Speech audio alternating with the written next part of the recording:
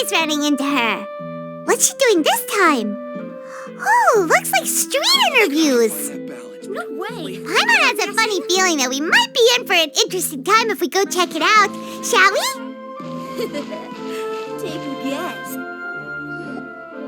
I see. So you believe that this warning letter was sent by the Phantom Weasel?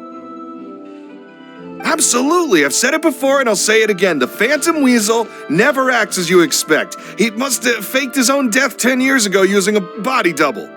Now that he's back, I'm sure the guards who worked on his case back in the day are in for a headache, but however this turns out in the end, the one thing it won't be is boring. Couldn't agree more. As a journalist, I'm gonna get a lot of mileage out of this one. Thank you, sir, for your time. Now, whom should I interview next? Huh? Hey! What a coincidence! Fancy meeting you here. Perfect timing. So, the Phantom Weasel's latest warning letter. What are your thoughts? Yeah, this is the first time we're hearing of this one. Could you clue us in? Huh? Oh, sorry. Yes, this case is from a decade ago. I guess you wouldn't know about it. Well, not to worry. You're in good hands because I'm a professional. The story goes like this. 10 or so years ago, a phantom thief became active in the court of Fontaine. Known only as the Weasel, nobody knew his true identity, and the authorities never managed to catch him. Wow, cool! He sounds like one of those mysterious night burglars that you read about in novels. Precisely. Well, except the part where they actually have a good reputation. Our Weasel targeted whatever people held dear, and no one was safe from his predations. He would just as soon steal a necklace from a rich merchant's safe as he would a toy doll given to a commoner child for their birthday.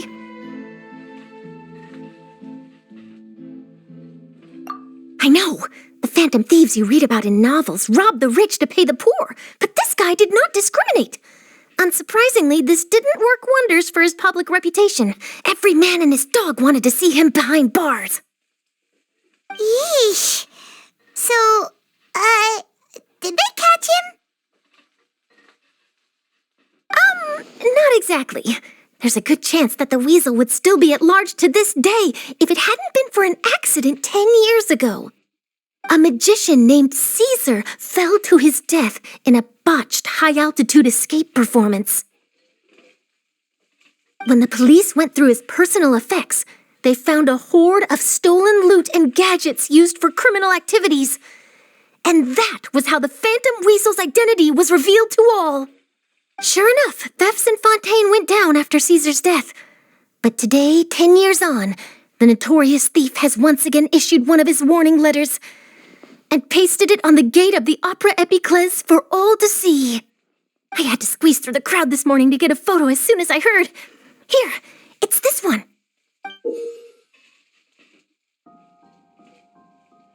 So, this is the warning letter, huh? Let's see what he wrote.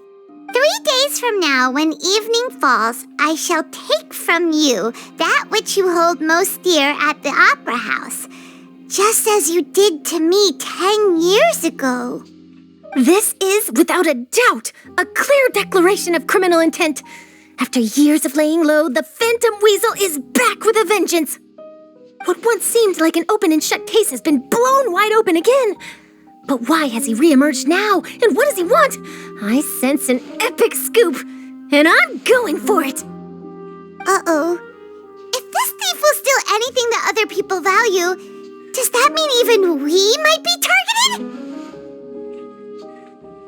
Really?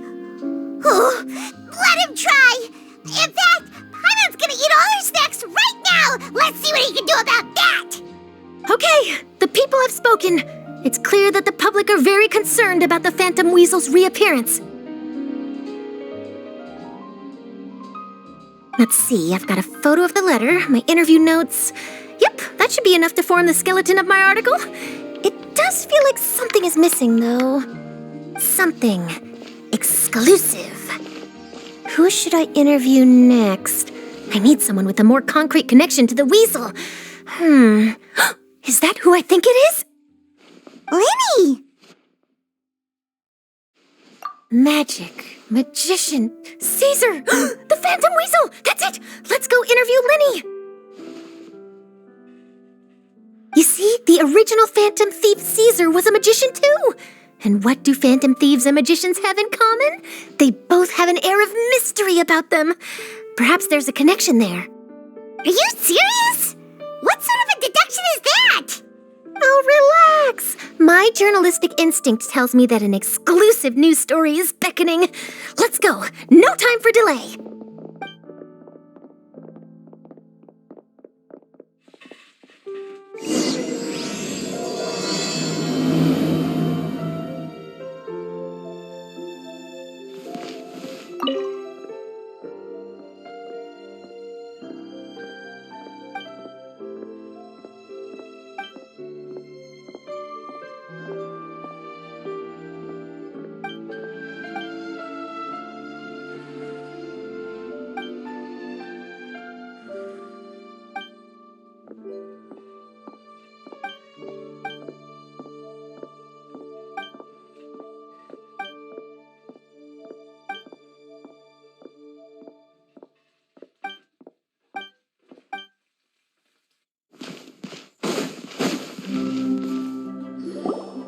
Wow, Mr. Magician!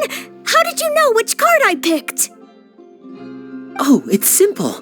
Come closer and I'll let you in on my secret. Magicians have a special skill called telepathy, which means we can read other people's minds. Really? Then, what am I thinking now? Well, first you need to relax, because I can see that you're clenching your fist in your mind, as if to say, no, I mustn't let him guess it. Aww. And now you're getting a little flustered. You're trying to find a way to empty your mind, to think of nothing at all. But the more you try to hide a secret, the easier it'll come out. You snuck out from home today, didn't you?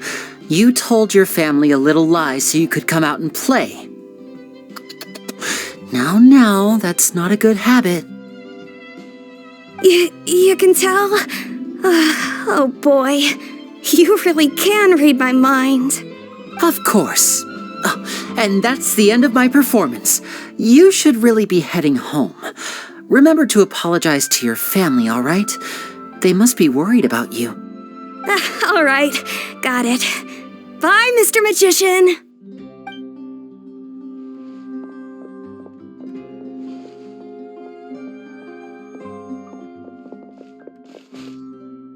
Hey, Lyney? Why, hello. We meet again. Are you looking for me? What's the situation? Well, why don't you guess, Mr. Telepathic? Oh, please. You didn't believe that spiel, did you? The power of telepathy is quite beyond me. I'm sure that child would beg to differ. Seemed like you were right on the money. That was nothing more than a little trickery. I made an educated guess based on his micro-expressions. That, plus the fact that he was the only kid here without his parents, and he looked as guilty as sin. He made it easy for me. You guys, on the other hand, let me guess. Don't tell me you're here for the Phantom Weasel, are you? Wow, got it in one! Is this more of your trickery at work? Wait, really? No trickery this time. It was pure luck. His warning letter's been the talk of the town, so I figured that maybe you were asking around about that. Bingo! I plan on writing a column reporting on the latest news about the Phantom Weasel. So, Lyney, what are your thoughts on this infamous thief's reappearance? To be honest, it makes me angry. Angry? Why? You read his letter, right? The Phantom Weasel claims he's planning something in 3 nights' time at the Opera House. That's the night I'll be performing there. Huh. What are the chances? Wait a minute, you don't think he's after you, do you? Well, if he is, then his warning is clearly a direct challenge to me personally. And if he's not, then it's still going to be a huge headache for me. The mere mention of the weasel's name is enough to scare people off, so once the contents of that letter get out, barely anyone will be showing up to watch my show. But I've been preparing for this for a long time. I'm not about to let him ruin my big day. This leaves me with only one choice. I have to expose the Phantom Weasel's identity before the show begins. Really? So what you're saying is, we might get to see a live duel between a famous magician and an infamous thief? Wow, this has exclusive written all over it! To be honest, I'm not sure if I'll emerge the victor. The Phantom Weasel is a notorious crook, infamous for his inscrutable methods. You're being far too modest, Lyney. I think your magic tricks are even more inscrutable than those of a thief. Thanks for the compliment, though I have to say I don't care much for the comparison. A lot of people liken magicians to thieves because we both have the ability to make things disappear without the person noticing. But there's an important difference that these people overlook. Allow me to demonstrate with a quick magic trick. Here, I have a flower, just an ordinary flower that was picked not long ago.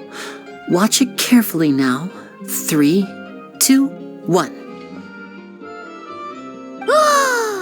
It's gone! That's the question. Where did it go?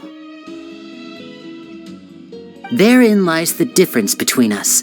Thieves make precious things disappear, but only magicians make them reappear. If I could now invite you all to check your clothes, there might be a surprise in there somewhere.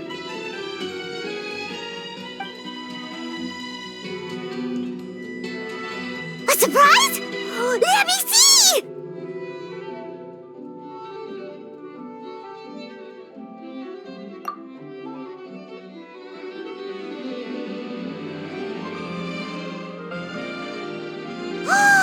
It's right there! But how? You haven't moved this whole time! What an outstanding trick! Sorry, Lyney, it seems that my previous praise was woefully inadequate. Clearly, magic is the superior art form to theft. Don't worry, I didn't take offense. I just wanted to take the opportunity to perhaps change some of the preconceived notions you might have about magicians. Since Caesar's death, a lot of people associate magicians with criminality. It can be quite frustrating. I can imagine. Coming back to your trick just now, might I presume that you are well versed in floral symbolism? For example, magicians often use rainbow roses in their flower-related performances to represent passion and romantic encounters. But you used a Lumidu spell, which, if I'm not mistaken, allude to separations. I'm curious to know if there was any deeper meaning behind this choice? Impressive knowledge. It's no wonder you're such a successful journalist. But I'm afraid I don't know the first thing about floral symbolism. I'm just in the habit of using Lumidu spells in my magic. It sounds like something I should look into, though. I'll buy myself a copy of Fontaine's Floral Language Facts when I have some time, but it'll have to wait until this Phantom Weasel business is behind us. Well noted. In that case, this brings us to the end of our interview. I, for one, am looking forward to the final showdown between you and the thief. Please feel free to get in touch to update me on any further developments. Otherwise, I will of course see you at your show in 3 days' time, but let's hope the Phantom Weasel is caught by then. If there's nothing else, I'll be off. You've given me lots to work with here, and I've got no time to lose if I want to write that exclusive piece. I'll see you all later.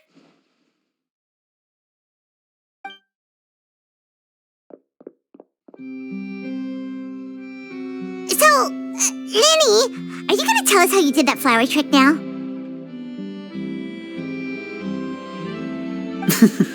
I'm afraid that's my little secret. Aww. Well, magicians are entitled to their secrets. But Paimon's really itching to know how it's done. You feel it too, right? So itchy. Not so itchy then, huh? Well, since you're so concerned, how would you like to serve as my temporary magician's assistants and help me investigate? Magician's assistants? Oh, that sounds fun! Assistants are technically magicians too! Also, it'll bring us one step closer to figuring out how that darn trick is done! Shall we go for it? The first thing we need to look into is who Caesar really was.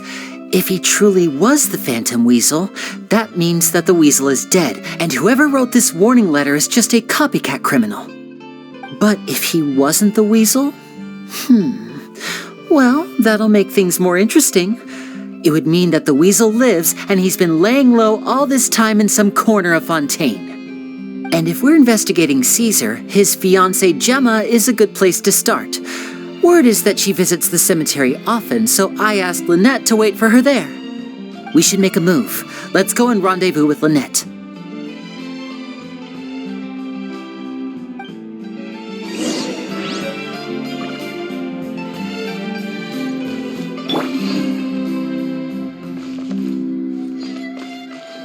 Behold!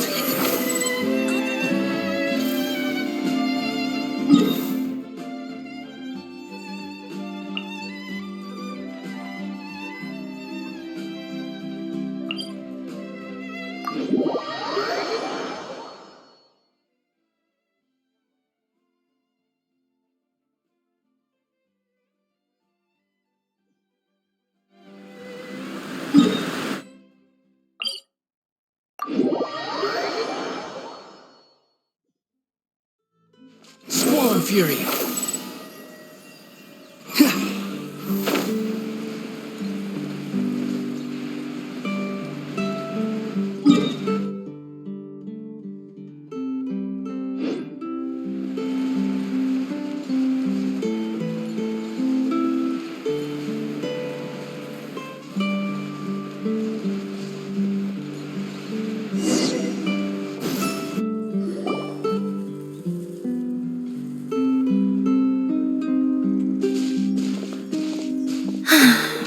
You took your time.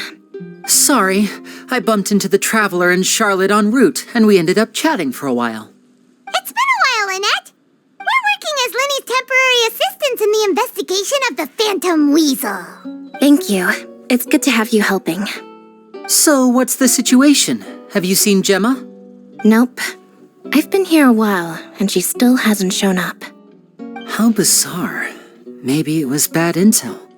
Well, we won't get anywhere by standing around waiting. Traveler, Paimon, let's go ask around.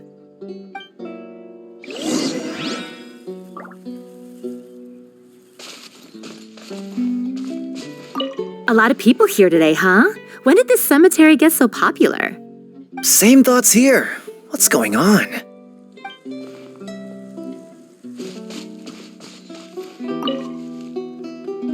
Excuse me, good sir. Do you by any chance know a Gemma? Gemma? You mean Caesar's fiancée? Sure I do. What's this about? I'm just trying to get a hold of her because I need her help with something. I heard she comes here a lot. Yeah, she does. Poor thing. It's no secret why either. She's heartsick. Ever since Caesar passed away, she's been coming here once every week to clean his grave. Often she just sits there in front of his headstone, lost in thought. Sometimes she talks to herself. I asked her what she was doing once. She said she wanted to speak to him again.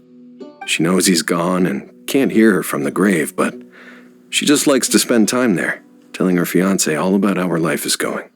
And she's been doing this ever since Caesar passed away? Oh, so 10 years. Wow, their love must have been really strong. I'll bet. Caesar's reputation fell apart after his identity was revealed, so no one else visits his grave. Gemma's the only one who still thinks about him after all these years. I don't know if the mind lives on in the waters after death, but if it does, I'm sure Caesar must be grateful to have someone who remembers him fondly. If I'm honest, I think this is all so unfair to poor Gemma. Her fiancé was a low-life crook. He doesn't deserve someone like her. Anyway, all of that said, she's running later than usual today. Normally, she'd be sitting in front of his grave by now. I wonder if she's okay. Well, that's everything I know, I'm afraid. You might have more luck asking some other people. All right, well, thanks for sharing all of this with us. We'll keep asking around. You're welcome. I just hope she'll be able to move on one day.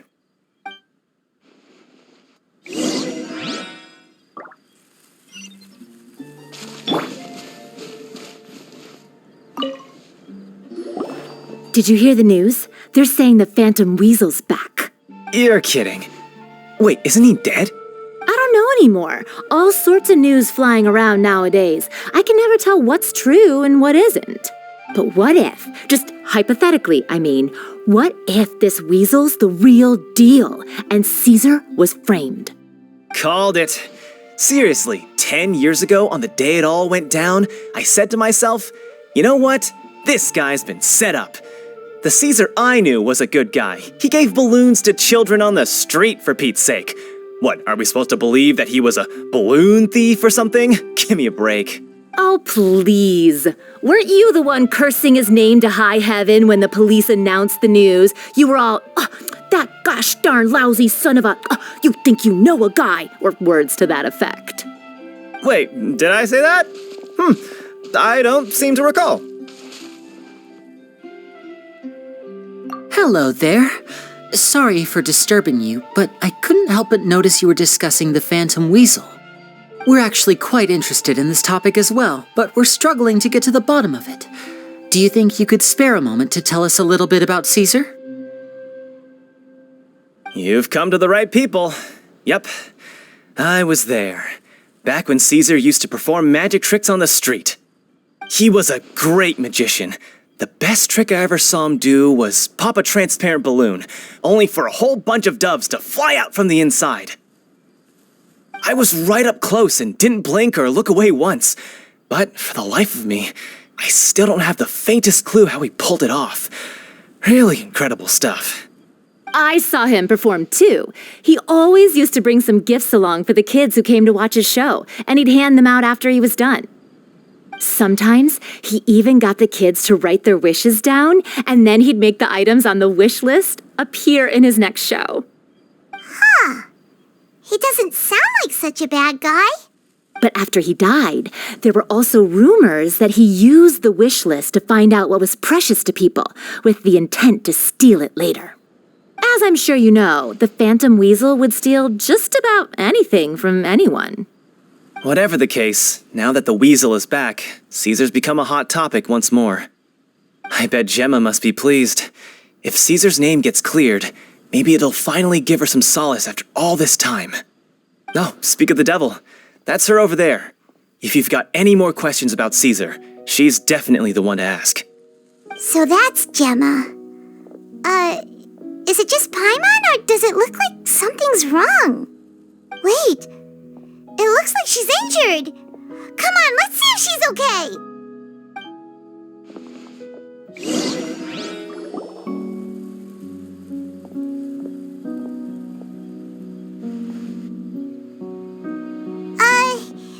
Hi there. You're Gemma, right?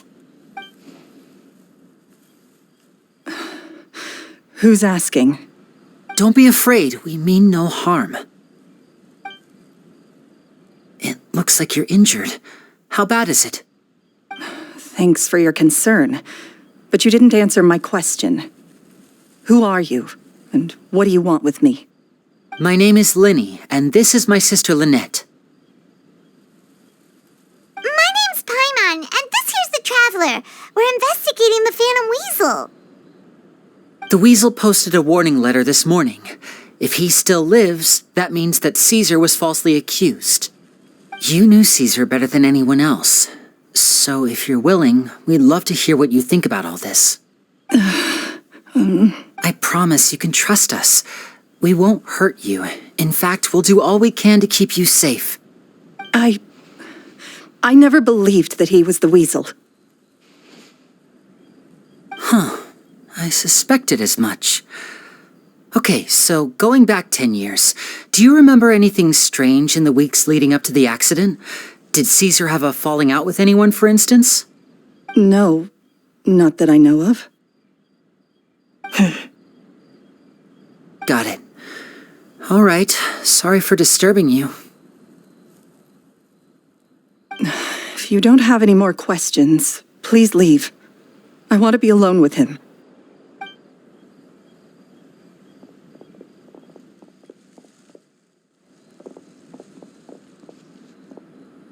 Judging by the look on her face, there's definitely something fishy about her. She's lying. She definitely knows something. That's fair. We're just a bunch of strangers who showed up and started questioning her about things that happened a whole decade ago. It makes sense that she'd be wary around us. In any case, I doubt we'll get any further here, so let's call it a day. Meet me outside Hotel de Boer tomorrow, and then we'll start the next step of our plan.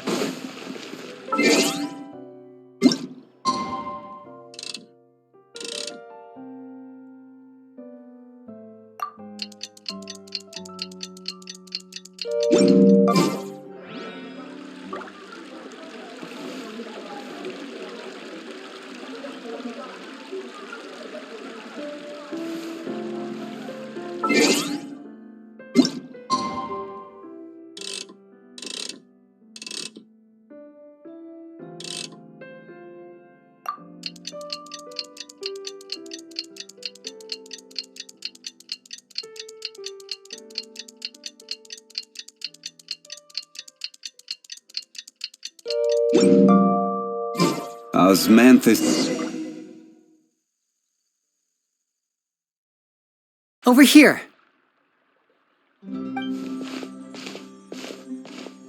Lynette's not joining us today? I've had her follow Gemma and see if we can make any inroads with her.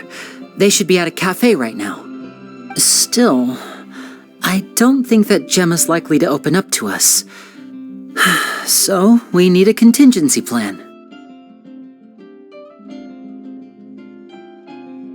Today, we'll be looking into a guy named Lorenzo, Caesar's former pupil and assistant.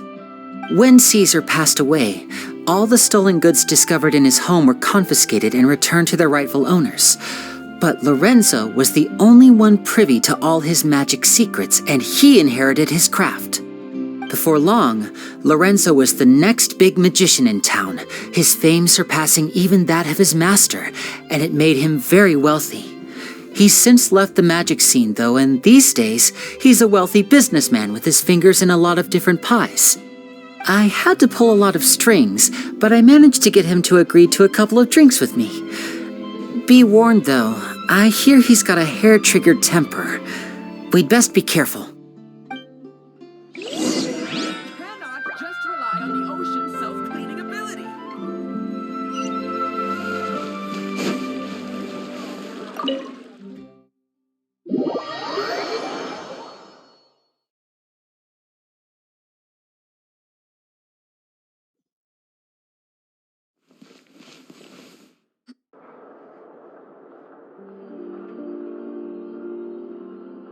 You neglected to mention that you were bringing 2 other people with you. My apologies. These 2 are my assistants. When they heard that I was meeting with the former magic maestro himself, they begged and pleaded with me to bring them along. And if it's no trouble, a couple of autographs would really make their day. Oh, forget the pleasantries, just sit.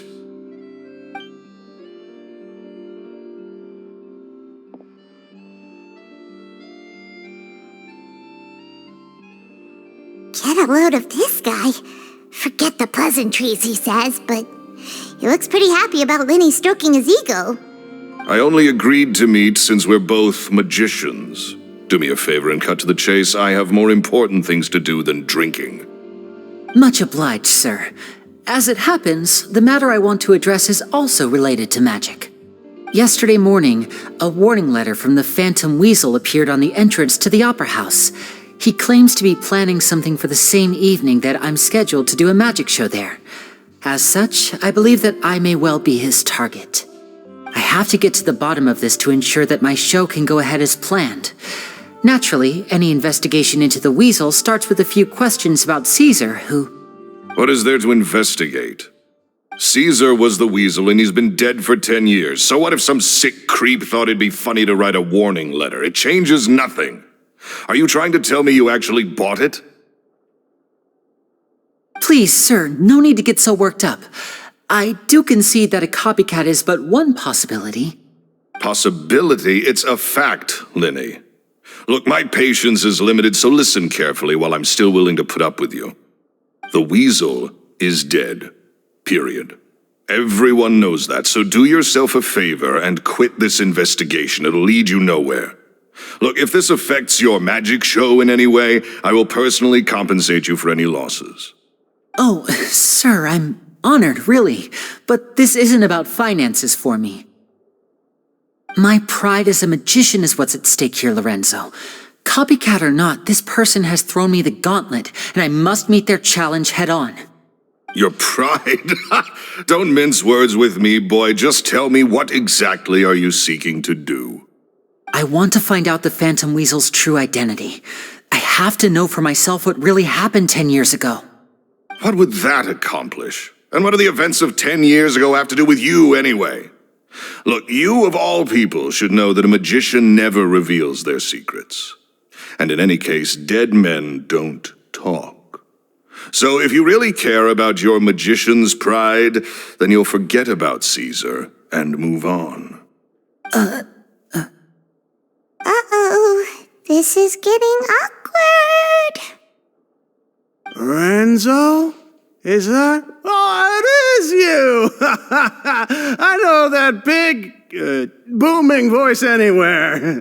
What's up, my man? Want to grab a drink with me? Another day, I'm busy. Oh, come on! You can't be all business all the time. You know what they say? Live fast, die young. You gotta learn how to kick back and relax once in a while. If I wanted your life advice, I'd ask for it. Now get out of my face and go be drunk somewhere else. Sorry, my good sir. I don't believe I've had the pleasure. Oh, hey! Edmondo. He and I are business pals. We worked together a bunch of times. This is your first time meeting him? Oh, he's always like this. Foul-mouthed and hard-nosed. Never heard a kind word out of this guy the whole time I've known him. And he wonders why he can't get a girlfriend, despite being, what, pushing 40, 30, something? Anyway, point is, a lot older than when he first got rejected by the girl he was into. And he's still into, from what I hear.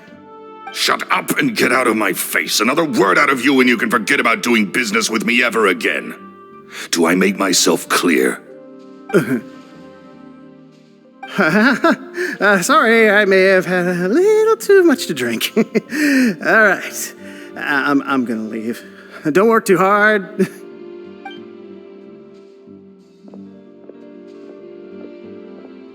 I think it's high time I made a move as well. If you really want to investigate this, Lyney, be my guest. But if nothing good comes of it, don't say I didn't warn you.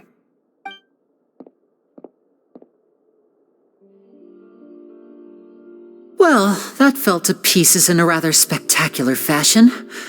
Any thoughts? Totally. And what was all that about compensating you for your losses? Why would someone you just met make an offer like that? He's gotta be hiding something. And not like Gemma. She was a little suspicious, but this guy's definitely covering something up.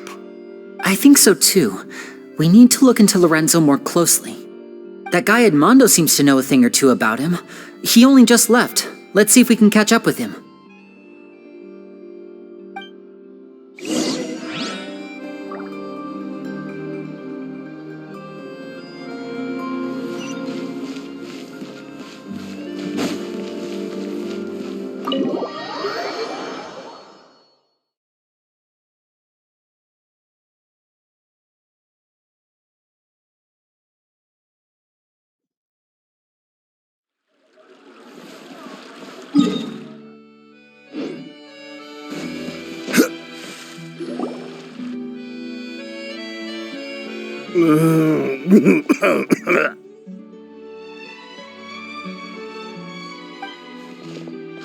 You okay there?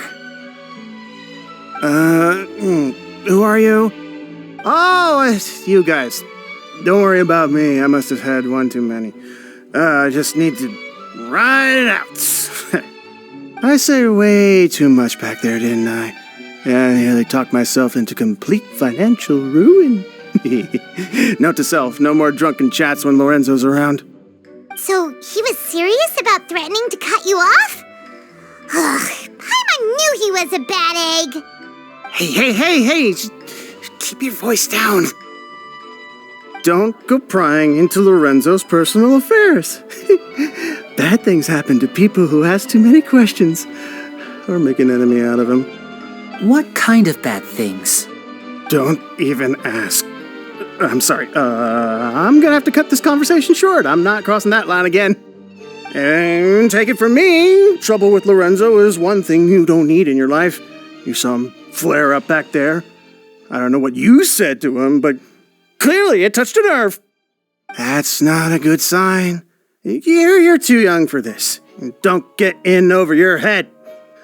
I'm leaving.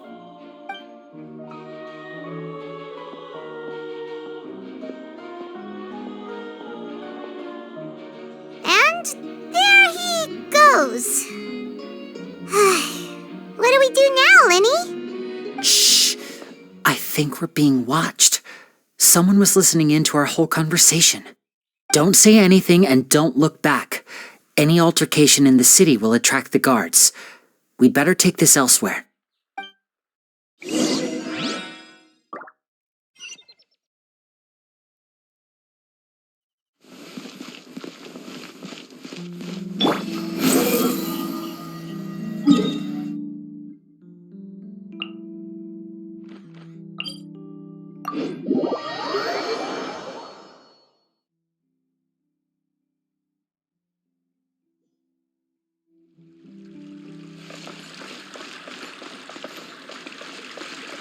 Behold!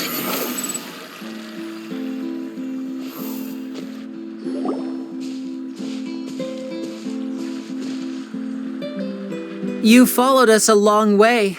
Why don't you come out and introduce yourselves? So you're Lyney. And where's your sister? Ain't she with you today? Save us the trouble and go fetch her for us. Let's not drag this out. Paimon doesn't like the tone of your voice, mister. Who sent you, huh? Save your questions, missy. You ain't gonna need answers where you're going. Capiche? Looks like we can't avoid this fight.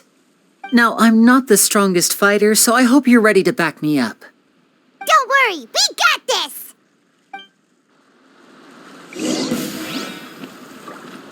Now disappear! Solidified! Illusion shattered! I see everything.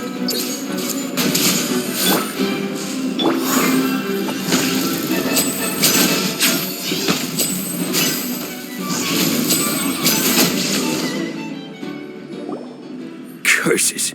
They're tougher than we thought. Vision wielders are always trouble. Intimidation ain't gonna work like it did on the lady. Come on, let's scram! Hey, wise guys! We ain't through with you yet! Oh, they got away! Did you catch what they said just before they left? Something about intimidating someone else. Sounds like they just wanted to rough us up as a scare tactic, and they've already done it to someone else, but who? You're right.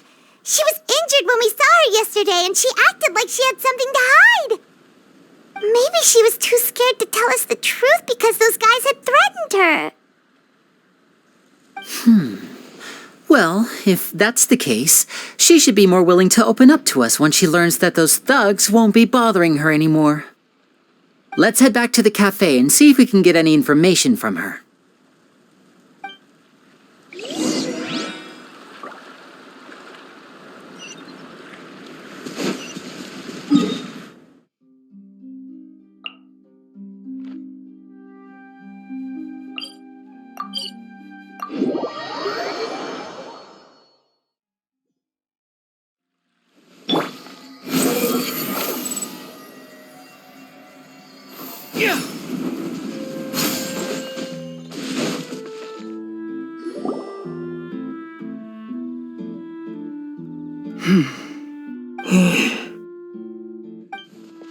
Gemma?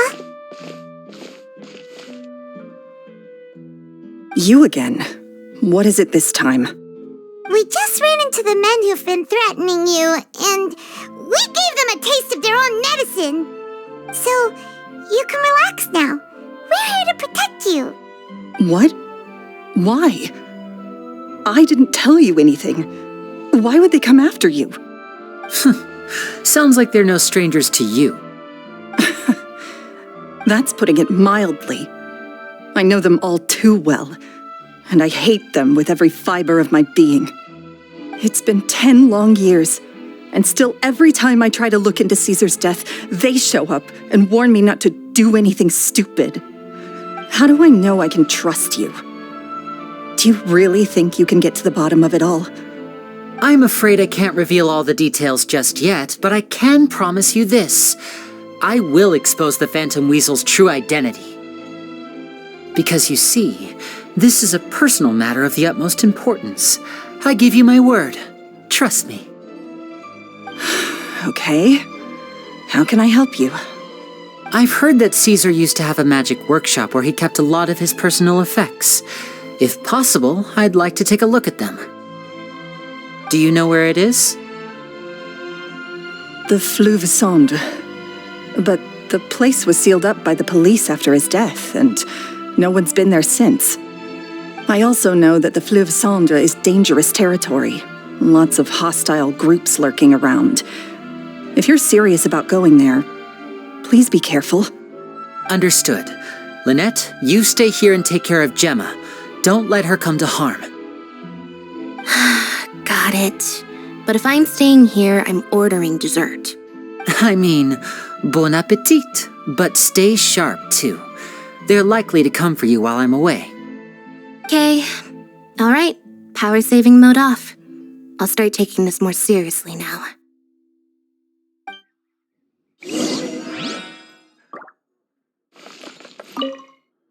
With me here, nothing will happen.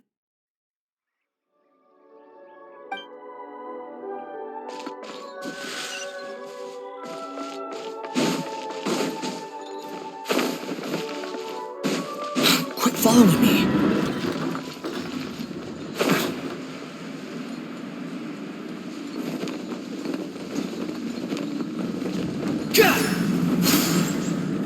Squall and Fury.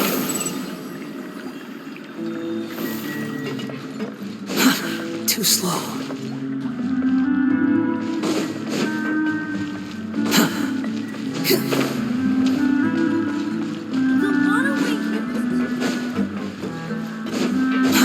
Too slow.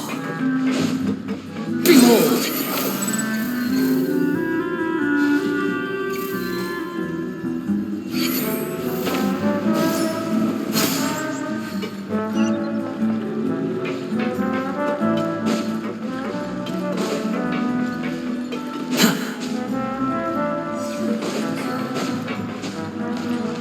Quit following me.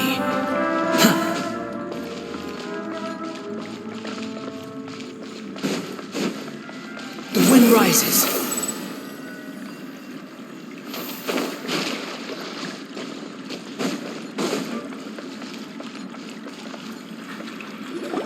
If Gemma gave us the right location, then the workshop should be right nearby.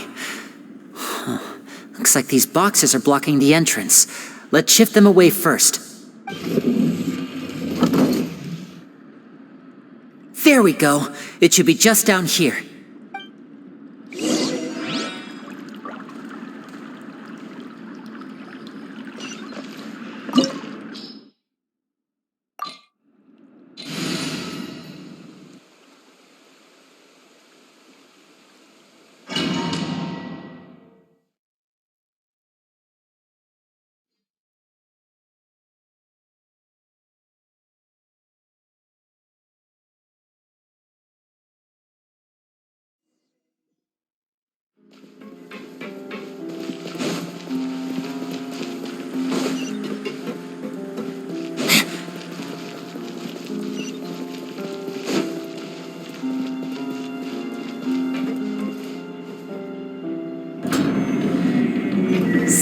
This was Caesar's workshop. Nothing suspicious here, just normal magic props. Let's head in further. What was that? Oh, is this one of Caesar's gadgets?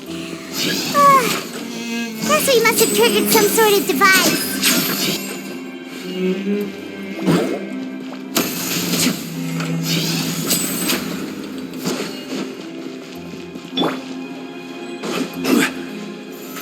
Stabilize. Order guide you.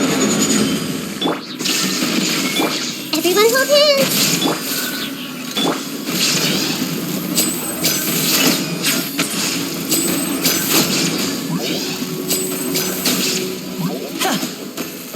Whoa. Look. The doll in the box is glowing.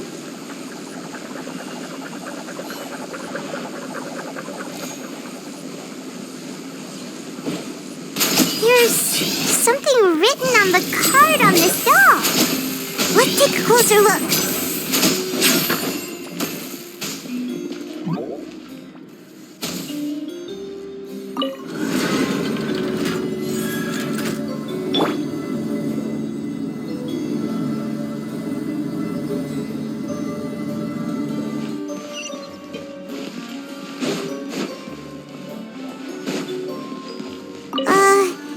These magic boxes are moving. What do we do? One of them looks different from the rest. Let's investigate.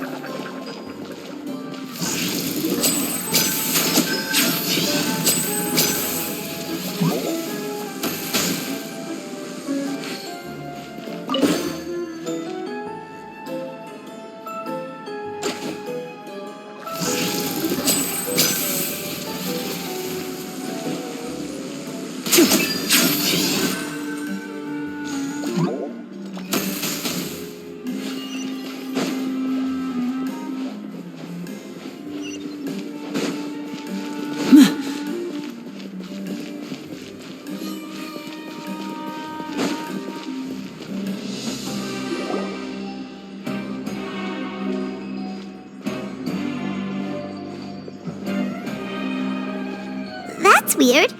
Have we reached the end already? There's nothing here.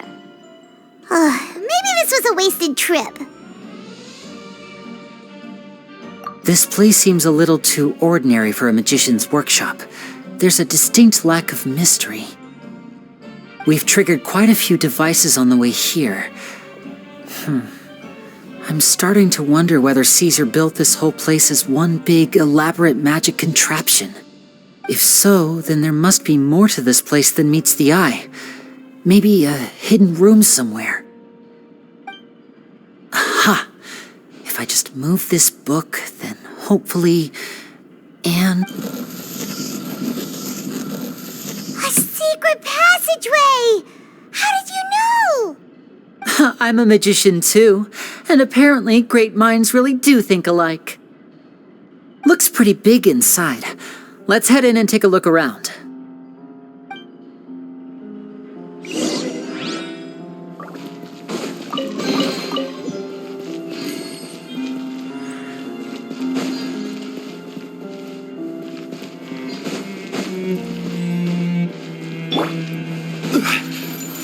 Solidify! Shine down!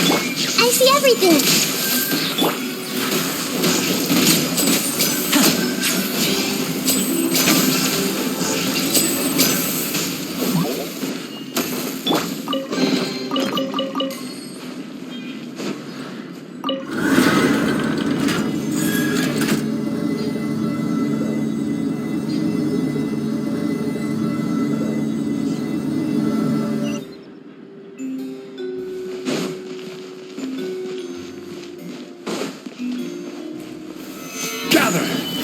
Illusion shattered! Hey!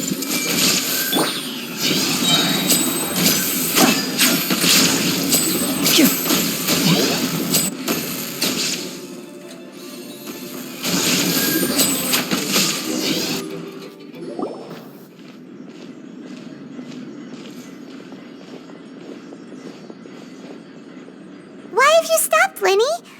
Is there some device in that box?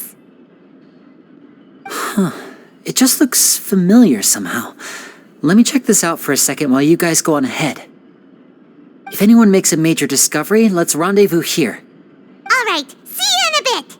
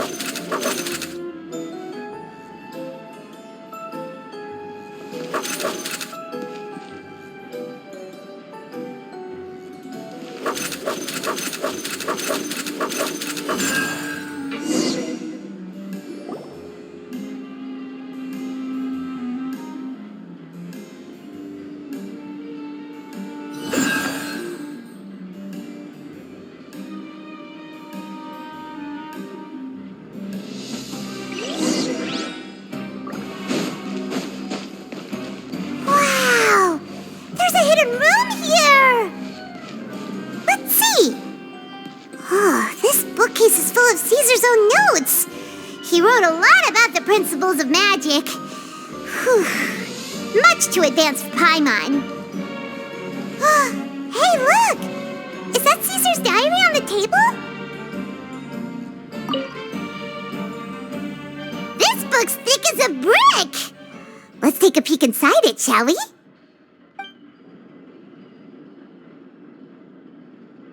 At one of my shows a few days ago, a child asked me how I pulled candy out of my hat.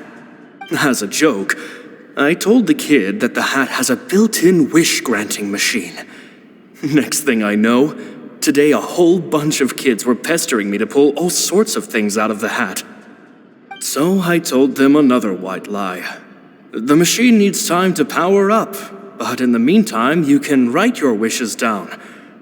Well, they took me up on that offer, enthusiastically. As I write this, I've only just got back from running around all over town, buying the things they wanted. Boy, are my legs sore. I wound up saving very little this month, but that's not a major issue. I now have a bigger problem. How am I going to hide all these things inside my hat? 2 children came to talk to me after today's show. I don't know why they were out on their own. They looked much too young to be unsupervised. I do hope they got home safely. Anyway, they said that they wanted me to teach them how to do magic. It's not uncommon for children to ask this, of course, but I've never seen any of them as serious about it as these 2. I told them that learning magic is very hard work, but that didn't faze them at all. It's like they already knew. They seemed so committed. I couldn't turn them down. It seems like something's bothering Lorenzo lately, but he won't open up to me about it. Surely he's not upset that I agreed to teach those 2 children. I'll have to talk him around. I have a good feeling about those kids. They're naturally talented, and it seems like they're not new to the world of magic. They have all sorts of fantastic ideas. All I'm really doing is helping them develop a more professional standard training plan. They wanted to call me Master, but I told them they absolutely mustn't. Any magician worth their salt could have taught them what I have. They're the geniuses here. Compared to them, I don't deserve to be called any sort of master. With time, I have no doubt that they could become far greater magicians than I. My only concern is why they're so mature for their age. I fear they've had to grow up too fast. I don't dare to imagine what they must have been through. Gemma thinks so too. She doesn't like being around them. Says that their eyes are too piercing. They don't bother me, but then again, I've never been the sharpest tool in the shed. It's nearly time for me to go on tour. I asked the two kids if they'd like to come with me, but they shook their heads. I once overheard them talking about their father and their mission. Sounds like their parents have other plans for them. I guess we'll be parting ways soon. It's only been 10 days since I first met them, but I think that I've gotten a feel for their personalities now. They're very tough, but also very cautious, and they trust no one but each other. This, I fear, is not a good habit to have. They hide things from me too. For example, when I asked them where they live and why they wanted to learn magic, they lied. That's the thing about children. Whenever they're trying to cover something up, it always shows somehow. I can sense that their lives have been hard, possibly even dangerous too. They're not like other children. It's a shame that I can't do more to help them. After thinking things over, I decided to tell them a bit about how I see the world. It's full of lies and falsehoods, and that is why we must find our own truth. P.S. I hope they won't find my nagging annoying. Children are so opinionated nowadays.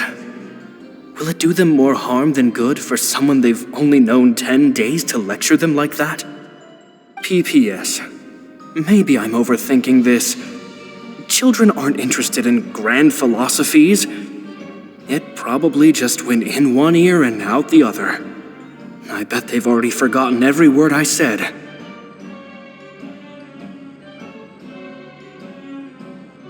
Oh, Caesar, Caesar. Just mind your own business next time.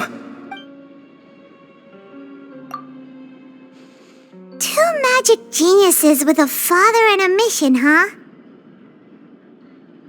Sounds a lot like he was writing about Lyney and Lynette, don't you think? So did they meet Caesar when they were kids? Let's go ask Lyney!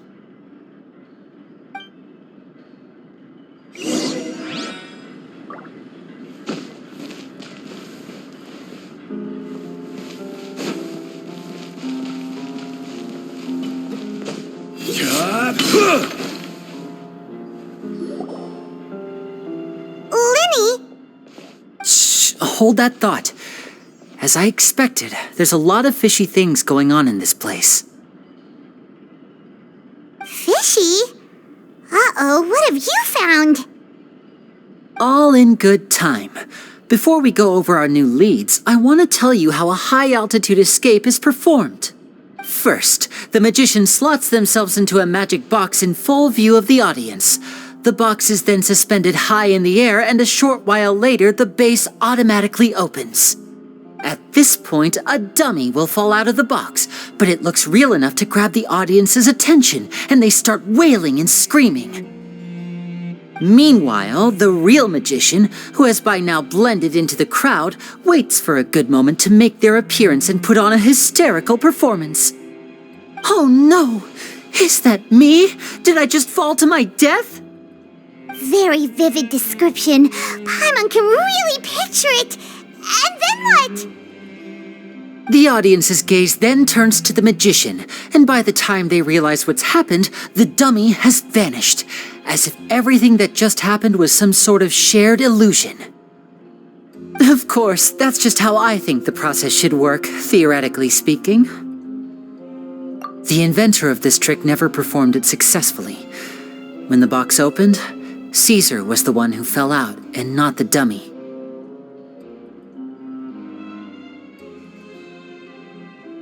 He fell right to the ground from the highest point of the opera house. No one could hope to survive that fall, not without a vision at least. And no one else has ever attempted this trick since. My understanding of how it works is just based on what I could gather from his notes and the relevant gadgets here in his workshop. So Caesar's famous high-altitude escape has never been done, huh? I was about to say how cool it would have been to see it in person, but if it's that dangerous, it's probably for the best that no one else tries to do it. Wait a second. So if a dummy's supposed to drop out of the box, then where does the real magician go? How does he get out? Glad you asked. That brings us to the secret of said box. This box right here is the one that Caesar constructed himself to use in the performance, and it's not as simple as it looks. Inside, there's a device that only the magician himself would know about. Once the magician's inside and the box is lifted up into the air, the audience's view of the box is fixed at a certain angle. From where they're standing, they have a clear view of the front, sides, and bottom, but the back and the top are now no longer visible. At this point, the magician presses a button inside the box, opening a secret door out of view. He then escapes through this trapdoor onto the opera house roof, waits for the dummy to fall and distract the audience, and quietly returns to ground level. That's way simpler than Paimon imagined. Even Paimon could probably do it. Well, there's a little more to it than that, of course. The hardest part of this trick is controlling the audience's mood and reactions. That takes an exceptional degree of showmanship. There's the falling dummy, the miraculous reappearance, the pompous performing. Maybe the magician would even have themselves tied up before it begins to strengthen the impression that there's no escape. Many days and nights of careful research and painstaking practice would have gone into this, all culminating in a performance just a few minutes long, but one that still manages to transform the shock and grief of a tragic accident to the joy and laughter of a mesmerizing magic trick.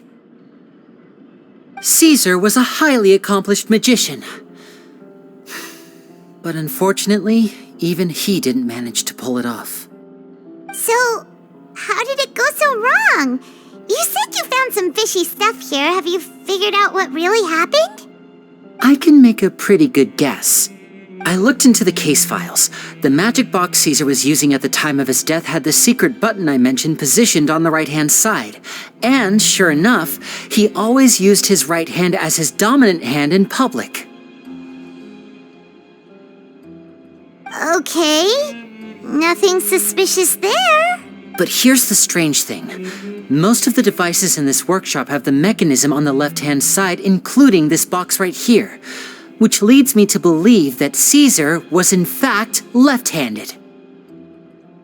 Because a magician can't afford to have their most basic habits stand out too much. People naturally focus their attention on the most important details of the task or situation at hand. But a magician needs to be able to redirect an audience's attention at will so as to avoid arousing their suspicion. The essence of magic is getting people to believe a lie. If even the truth raises eyebrows, the falsehoods become all the more difficult to mask. And so, Caesar trained himself to use his right hand to align with his audience's expectations. Great magic always requires sacrifices. But in his most stressful and nerve-wracking moments, and when no one was watching, reflex would kick in and he'd use his left hand. That's why he set his gadgets with the mechanism on his left. Exactly. I think that's likely what happened. Caesar would have been under a lot of time pressure during the escape. He'd have had mere seconds to open the hidden compartment, retrieve the dummy, then open the secret door and make a swift escape. But I'm sure he was confident. He would have rehearsed countless times to the point where it was second nature. He'd barely need to think about what he was doing because muscle memory would guide him through. So he opened the compartment, took out the dummy, checked everything was in order, and then went to leave. With his left hand, he reached for the button, and suddenly his heart skipped a beat. It wasn't there. Much like when you reach for your keys but find your pocket empty, his mind needed a moment to process what was going on. Instinctively, his left hand would keep feeling around for the missing button, maybe for another second or two, until the bottom of the box gave way. With the stakes being as high as they were, just a 2-second delay cost him everything. the authorities would find nothing suspicious and conclude that his death was due to his own error. When in reality, someone switched the boxes, and they did it to murder him. But how would they be able to make the switch without being noticed? That would be difficult to pull off, no? It would have to have been someone who knew that he was left-handed and who could move his props around without arousing suspicion. Someone who was always by his side. Isn't that right, Lorenzo? You just couldn't let sleeping dogs lie, could you? There's not a lot of people who'd go to all this trouble for some magician who died 10 years ago. I didn't want to have to do this, you know. Silencing you the hard way just creates more problems for me to deal with. But I gave you your chance. I hoped you'd do what's good for you and back off like the lady, but you disappoint me. You mean Gemma? So you are the one who's been threatening her! Yes, although however stubborn she might be, she was never much of a liability. But you people, you never even knew him, but for some reason you just wouldn't drop it. Which is why you can't leave this place alive. Take them out, and make it quick.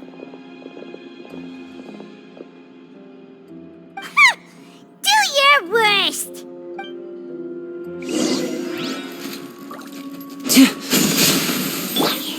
Stabilize! This is order! There is no escape!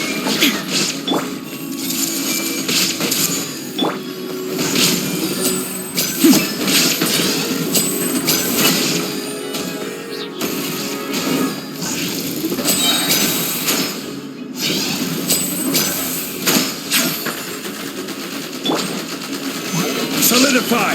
Illusion shattered! I see everything! Make yourselves at home! Inazuma shines eternal!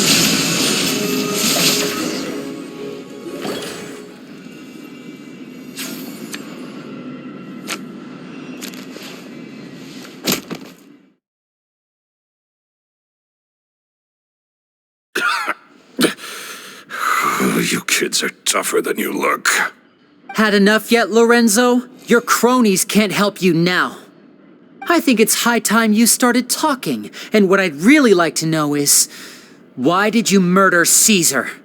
If I had a mora for every time you said that man's name.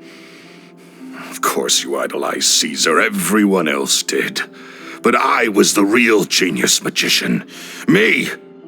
He was just an amateur who did cheap tricks for gullible children. I was the one who made magic into the fine art it is today. The aristocrats doffed their hats to me! So it was jealousy. Jealousy. Hatred, more like. I hated Caesar. All he cared about was his magic. He lived and breathed it. He poured everything into his street performances and his stupid tours like it was just a hobby to him, never bothering to think about Mora. What sort of fool devotes their life to the art of deception and never has a Mora to show for it? But the people loved him, didn't they? Oh, how they looked up to him. No one gave me a second look.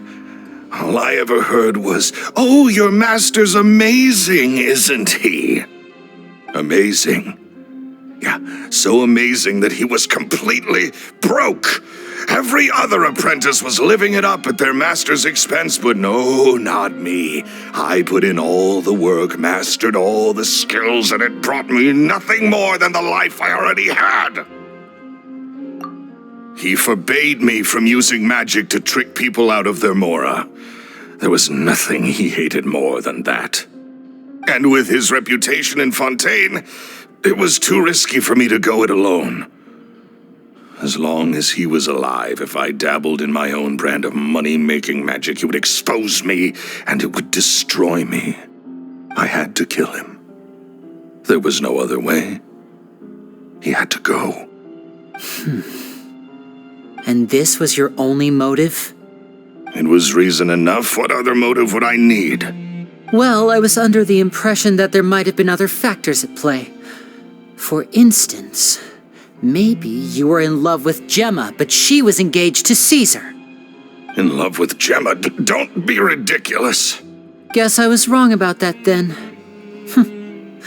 Next question. Are you the Phantom Weasel? I am. Caesar was so strict with me. He insisted that his way was the right way, that the sole purpose of magic was to bring joy to the world. I never bought into any of that. I was more interested in the practical value of magic. Sure enough, it helped me fill my pockets with all kinds of valuable treasures.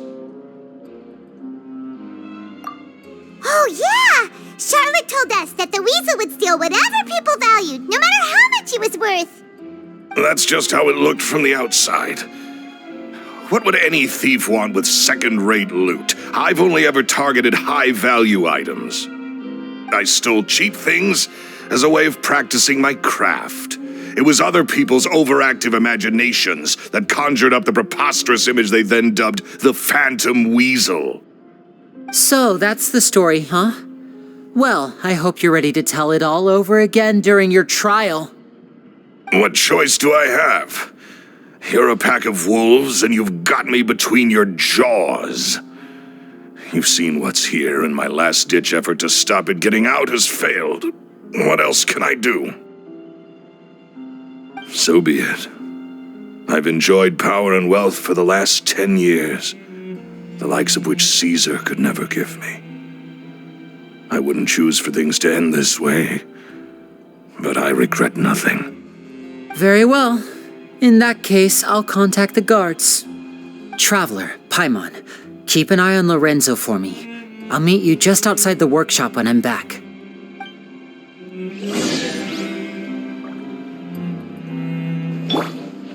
Everyone hold hands. At least I can finally stop looking over my shoulder now.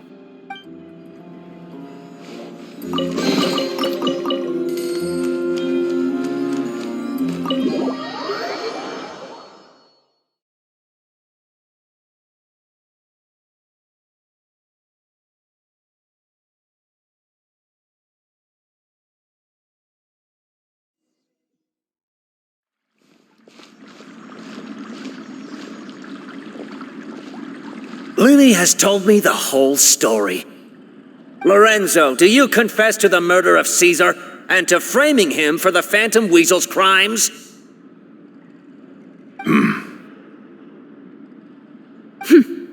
Look who's finally developed a conscience. What kind of disciple murders their own master? I hope it was worth it, because there'll be hell to pay.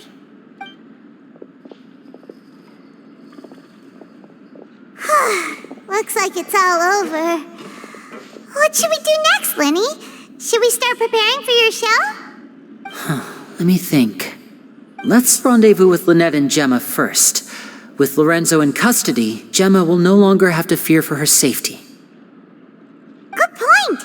We should go tell Gemma the good news right away. It'll give her some peace of mind for sure.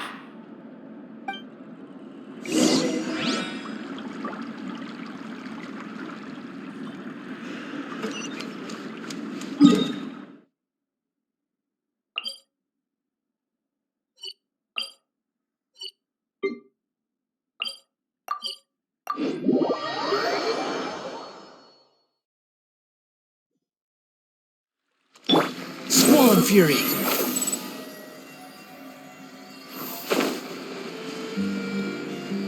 Yeah. Ah, you're back. You were so quick. I've only just finished my third dessert. Your third? Lynette, come on, we've talked about this. Everything in moderation. You're not gonna have any room left for dinner now. It's fine. I'll shift to exercise mode and jog off the excess sugar.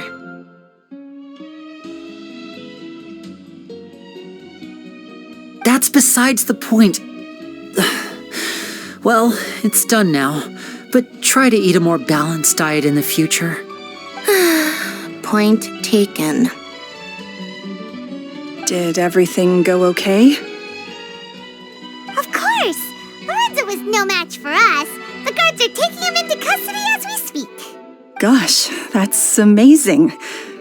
I'm sorry, I still didn't know if I could trust you, but I had my suspicions about Lorenzo, but It's okay, we understand. He did threaten you. Paimon would find it hard to trust strangers in your position too. But you don't need to be scared anymore. Everything's gonna be okay. Sorry. My emotions are all over the place right now.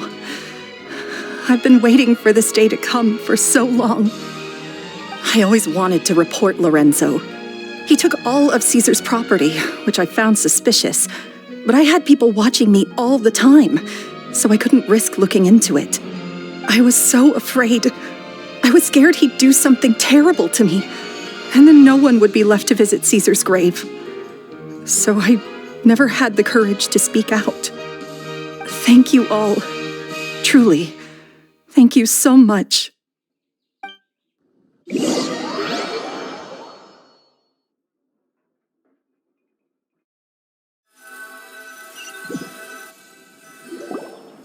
Thank you all for clearing Caesar's name. I never would have guessed that Lorenzo was the real Phantom Weasel. He never showed any signs that there were problems between him and Caesar in public. From the outside, it looked like they got along great. And to think that lowlife's been living life to the fullest all this time, while Caesar's name was getting dragged through the mud. It's a travesty. At least his soul can finally rest in peace now, thanks to your efforts. If only I'd realized before it was too late. Don't blame yourself, Gemma. This isn't your fault. Yeah, you still have the rest of your life to live. Caesar wouldn't want to see you spending it feeling guilty. Cheer up, Gemma. My brother's doing a magic show at the Opera House tomorrow evening. Would you like to come along? It might raise your spirits. This show will be a special one. We're holding it in Caesar's honor. In Caesar's honor? Really? Thank you. I'll be there. Great. We'll see you tomorrow evening. Traveler, Paimon, don't be late. Don't worry, we'll be there. No way are we gonna miss out on a free magic show. Wait, Paimon feels like we're forgetting something. Oh yeah, Caesar's diary! We never found out if the two kids Caesar taught magic to were Lyney and Lynette or not. Lyney changed the topic back in the workshop, so we didn't get a chance to bring it up.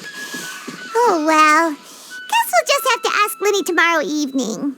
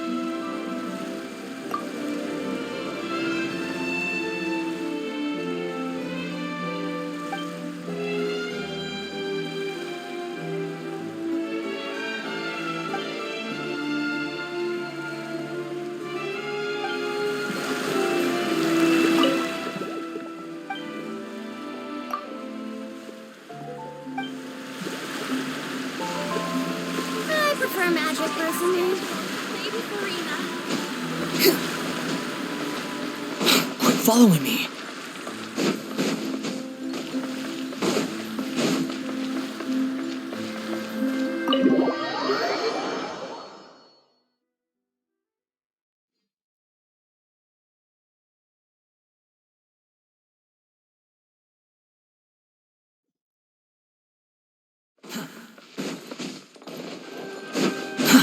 Too slow.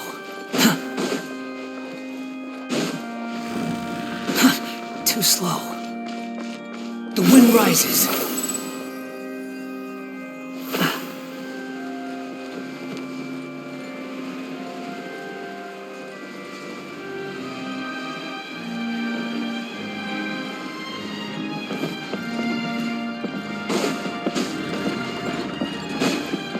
Behold!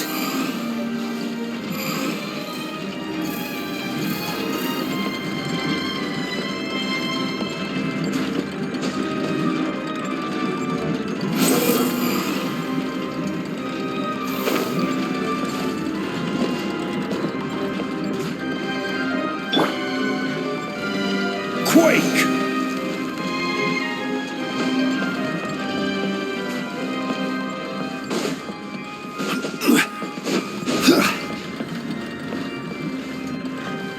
Crumble!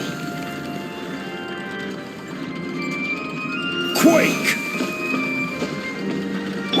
The wind rises.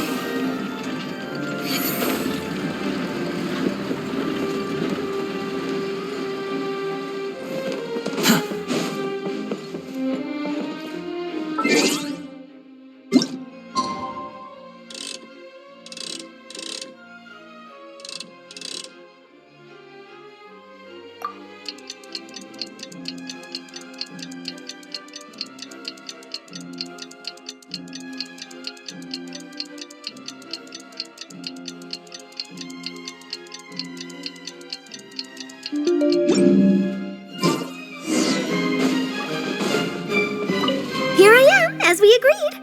I wonder what kind of show Lyney has prepared for us this time. Oh, the anticipation. It's killing me. Oh, and how could I forget? Thank you both for capturing Lorenzo. Now that this decade-long case of the Phantom Weasel has finally been put to rest, I'm going to go through my notes and put it all together into the most spectacular special column piece to ever grace the pages of the Steambird.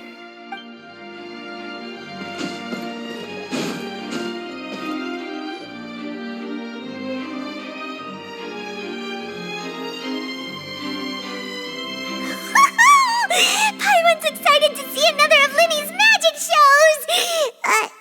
Wait. Lynette, shouldn't you be on stage by now? Not this time. My brother's going solo today. So I'll be watching with you. Good evening, ladies and gentlemen. I hope everybody's ready because the show is about to begin. The great magician Lyney has prepared a spectacular show for us all tonight, concluding with an all-new grand finale that no audience has ever seen before. Wow! A new trick! Thank you all so much for coming.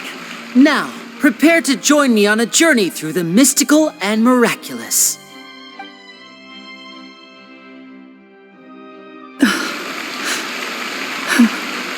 Exciting stuff, isn't it?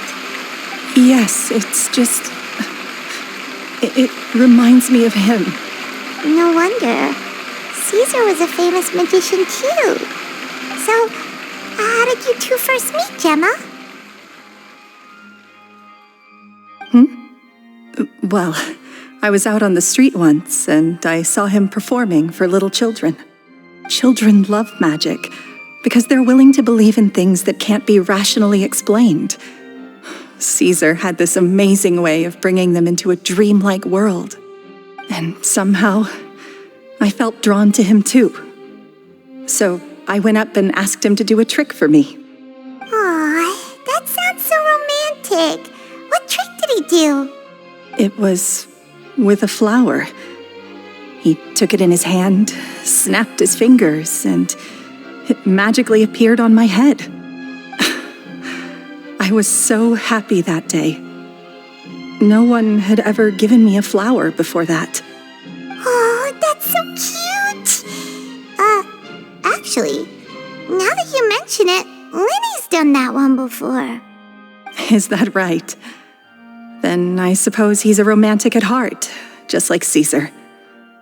So let's treasure the time we have with him. After all, you never know when the people dearest to you might be gone.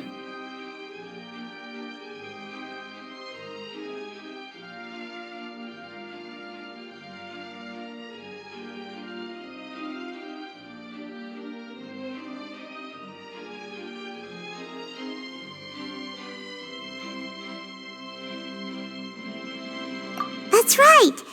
It's all over now. Paimon doesn't really know how to comfort you, but at the very least, no one's gonna be intimidating you from now on. You can breathe easy at last, right? Right. Yes, you can breathe easy now, Phantom Weasel.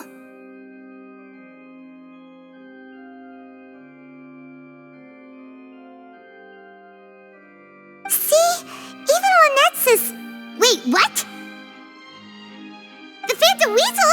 Lorenzo escaped? Where is he? What do you mean, Phantom Weasel? As Lyney once said, a performer's job is to commit fully to their role and put on a flawless performance for their audience. But once the bag of tricks is empty and the curtain falls, it's time to end the show. The spotlight is no place for someone with no more cards up their sleeve. It's been 10 years, Gemma. Aren't you tired of the grieving widow act? I think it's time to put an end to it. What are you talking about? Paimon doesn't like this riddle. Traveler, Paimon doesn't like where this is going. Come on, say something!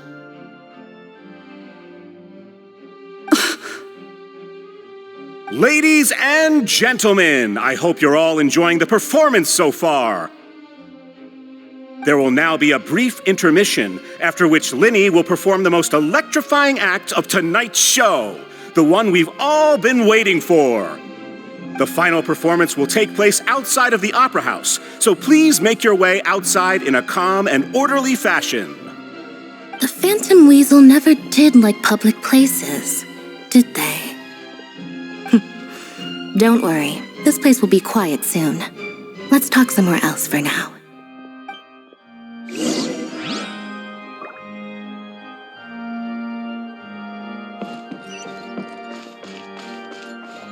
Squall Fury!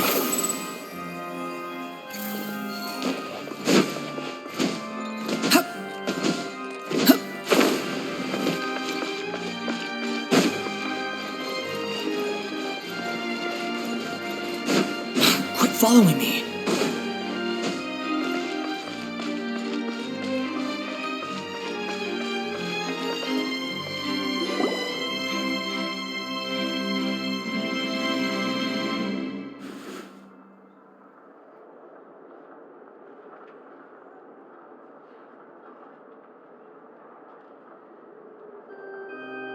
Dear me, this is awkward, isn't it? And unfortunately, I'm all out of gadgets, so I'm afraid I can't do any tricks to liven up the mood. This is a big mistake for a magician to make, but thankfully, I do have a backup plan. Now, who wants to hear a story? Lyney, don't we have more important things to address right now? Lynette accused Gemma of being the real Phantom Weasel a moment ago. Oh, what the heck's going on? All in good time. Magicians are good at guessing what people are thinking. I know the questions you want to ask, and as it happens, the story I'm about to tell might answer a few of them. Really? Well then, let's hear it! Paimon's dying of curiosity here! Let's go back to the very beginning. A decade ago, when the Phantom Weasel was terrorizing the court of Fontaine, she never missed a target, never left a trace, and no treasure was safe from her thieving hands.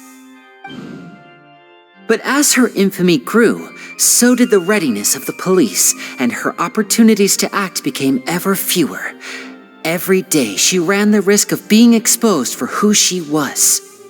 Of course, she could not simply take this lying down, and before long she found her ticket to freedom.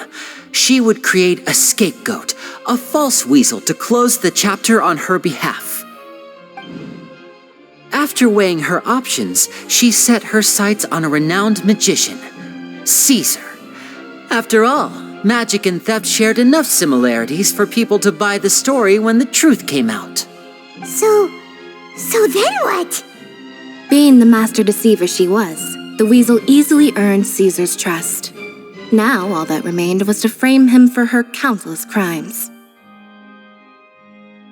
But as she was considering how to make her move, she noticed Caesar's aggrieved pupil, and a new thought entered her mind. Maybe I don't need to get my hands dirty after all. At her encouragement, Lorenzo tampered with Caesar's magic box, causing him to fall to his death. Afterwards, Lorenzo seized his master's property, and the weasel set about tarnishing Caesar's reputation. Two co-conspirators committed the perfect crime.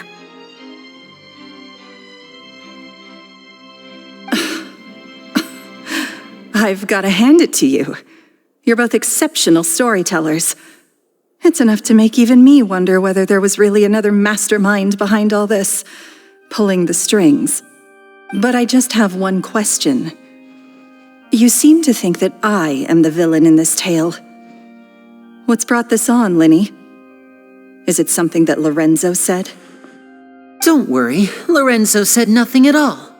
But I never believed that he was the weasel, and in fact, my investigation only made me more certain of that.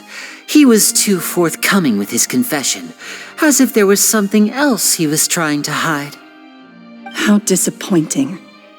So you'd sooner trust Lorenzo than me, even without a shred of evidence? A magician is an expert at playing the audience to get the result they want, and I have no doubt that you, Gemma, are equally talented in this regard. With a little help from Lorenzo, you put on a very convincing performance. The lovesick fiancé, whose devotion to her betrothed is unshakable, even under threats of violence. Caesar was maligned and hated by all for 10 years, but you? Everyone sympathized with your plight. Who would suspect for 1 second that the lovely young lady always seen weeping in front of Caesar's grave was actually the mastermind behind his demise? No, not that poor lady. Perish the thought. Wait, so you mean the whole intimidation thing was just a hoax? Gemma and Lorenzo were both in on it? But why would Lorenzo agree to that? And why didn't he sell her out even at the end instead of admitting to being the weasel himself? Yes, why indeed? Maybe Gemma herself could enlighten us on that question. Well, Lyney, if you're so confident in your version of events, then I think the answer should be obvious. Having killed Caesar with his own hands, Lorenzo was plagued by overwhelming guilt. Revealing the Phantom Weasel's true identity would serve no purpose. But if the weasel remained free, then she could take care of Lorenzo's loved ones.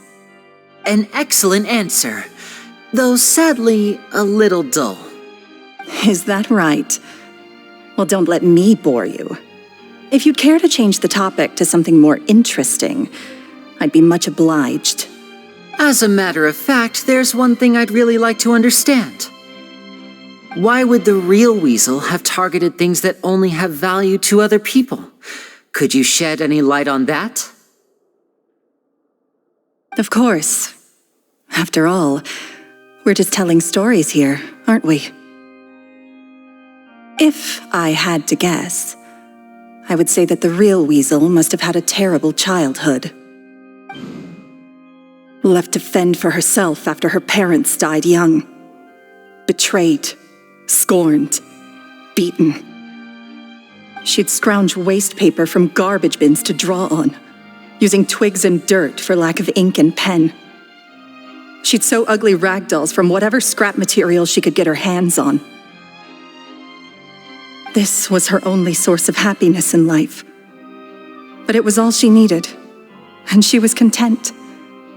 Until the world decided that even this was too good for her. Once again, she was betrayed. And this time, everything was taken from her. She felt like life was a miry pit that dragged her further down the more she struggled to escape. At that tender age, she should have been happy. Instead, she stood in the shadows and watched with envy as all good things in the world passed her by. This was a fate too cruel for anyone to bear. Her pain became a breeding ground for dark thoughts, thoughts which festered and grew into a twisted solution to her troubles. I detest the happiness of others, in all its forms alike. I will rob them of everything they hold to be good and true, and it will fill the void in my soul. That's some pretty heavy stuff. Now it all makes sense. Does this story satisfy you, Lyney? Yes, it is quite to my tastes. Thank you for helping to clear up my confusion. Huh. That's right. What drove you to write that letter, Gemma? What were you trying to achieve there? Because without that, none of this would have ever come to light. She didn't write the letter. After 10 long years, I'd hoped that the Phantom Weasel would be consigned to the history books by now. But it seems like someone still wasn't ready to let her finally be at peace. Lyney? Or should I call you the Phantom Copycat now? You were the one who posted that letter outside the Opera House. But why? Very sharp, Phantom Weasel. Still as shrewd as ever. Well, no need for me to be coy about it. Our goal was to clear Caesar's name. The most straightforward way to change the public's impression of Caesar was to force the Weasel to show themselves. That's it? You had no other agenda? Of course we did. We made it quite clear in the letter, I believe. I shall take from you that which you hold most dear, just as you did to me 10 years ago.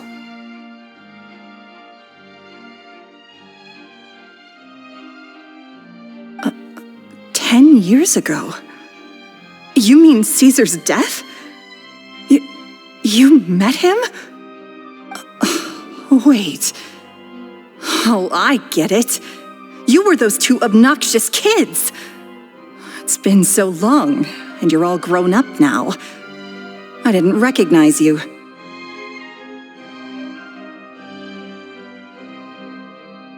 He taught you magic back then, didn't he? For what, 10 days or something? And you went to all this trouble. Why? Because you feel like you still owe him something? We remember all our debts, however great or small. 10 years ago, Caesar's reputation was torn to shreds and his legacy was thrown out. 10 years on, and no one cares what the truth is anymore.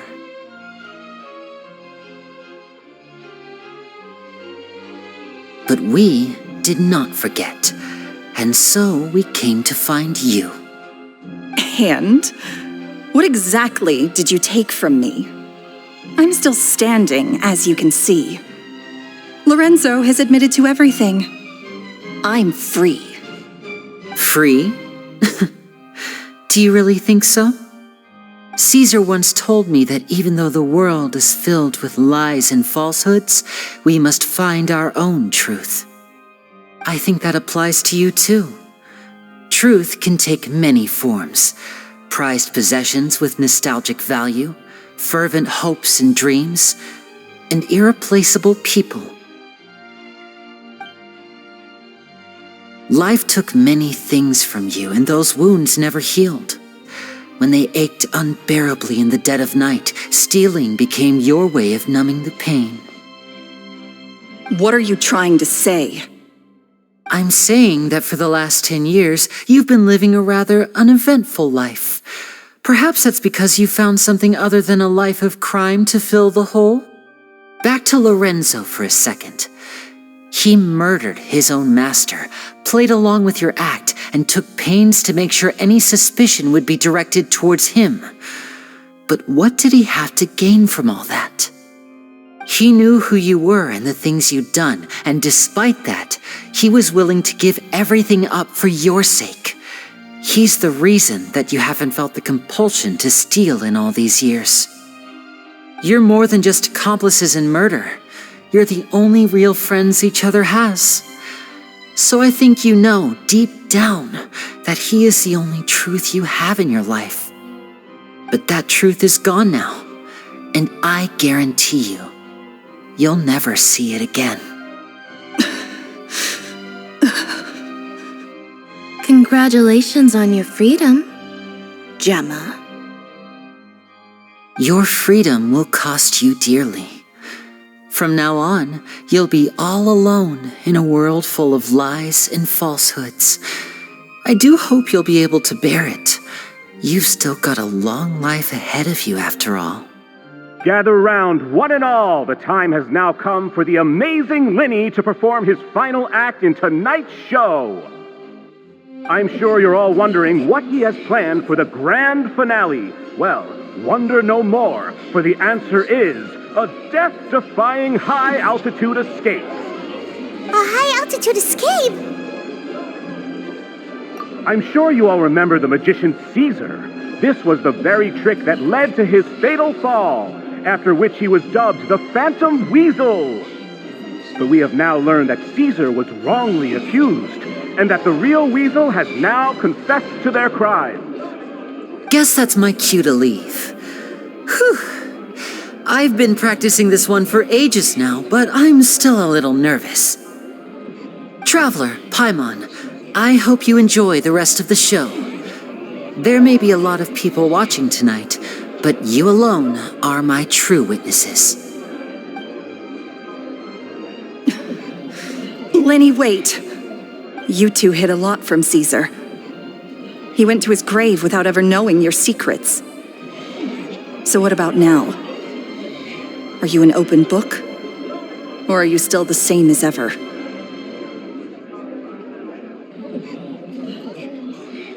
You don't have to tell lies to end up isolated and alone. One day, you'll end up exactly where I am today. Maybe then you'll finally understand. You're wrong. I'm nothing like you. So, what are we, doing now? Like Lyney said, when you're ready, let's head outside and watch the show. But what about Gemma? She'll figure out what's best for her soon enough. Oh, and if you'd like to see Lyney after the show, you know where he'll be. The usual haunt. All right.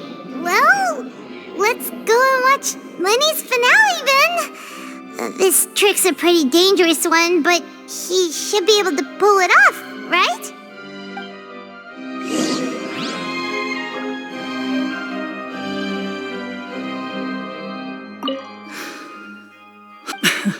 Sometimes I think I'm like a gambling addict. All I care about is winning, and it doesn't matter what's at stake. By the time I come to my senses, I'm left with nothing. Oh, if I had my time again.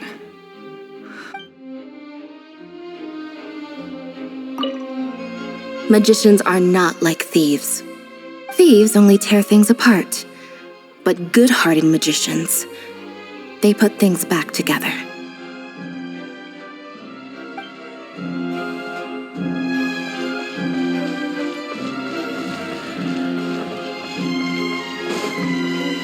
Behold!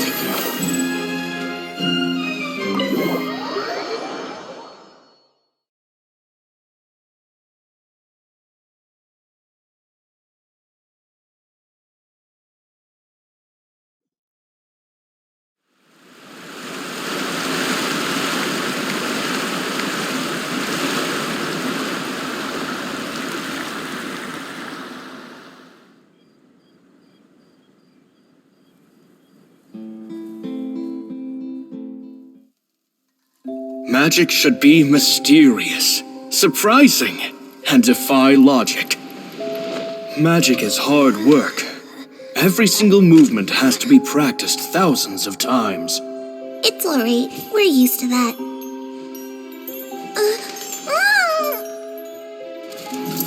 We're sorry. You've taught us so much, but we can't tell you the whole truth. It's okay. Do you still remember what I told you? This world is full of lies and falsehoods. I only hope that one day you can find your own truth. What about you? Have you found your truth? Magic is my truth. I want to perform a magic trick so great that people will always think of me when they talk about it. For a magician, what greater honor could there be? Look! Behold! Lyney is sealed inside the box. Will he manage to escape?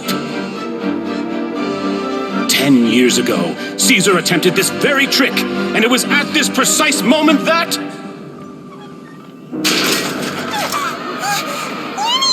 Watch out!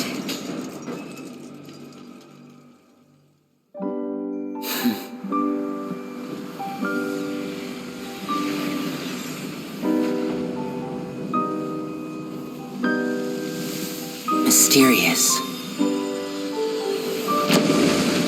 Surprising. And logic-defying. Isn't that right? This honor belongs to you, Caesar.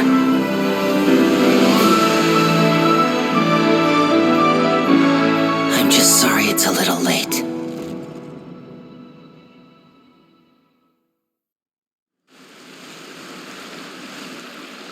Did you see that? 1 minute he was falling, and the next, he turned into flowers. How could he possibly have done that? How mysterious. I didn't blink once. He just vanished right in front of my eyes. What a heart-stopping magic show! This was really worth the trip. Caesar's name has finally been cleared, and Fontaine's new star magician Lyney has fulfilled a wish on his behalf. Oh, I couldn't ask for a better grand finale. It will make a great headline for the Steambird tomorrow, even if I do say so myself. Whew. Looks like everyone really loved Lyney's grand finale. Paimon doesn't see Lyney anywhere. Where'd he go? Oh, Lynette said he'd be waiting for us at the usual haunt. But, where is that? Oh, you mean the one where Caesar's buried? Yeah, that's probably it. This whole magic show kinda seemed like Lyney's way of saying goodbye to Caesar. So it makes sense that that's where he'd be afterward. Alright, let's go look for him there.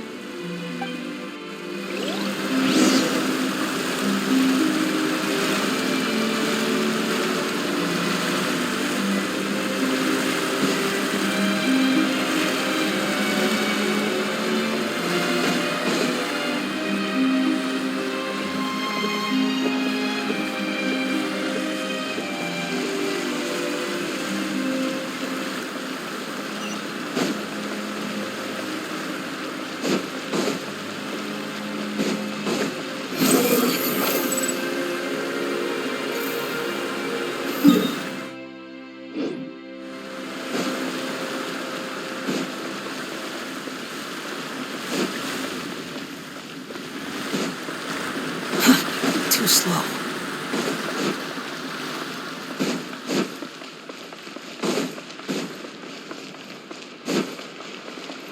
The wind rises.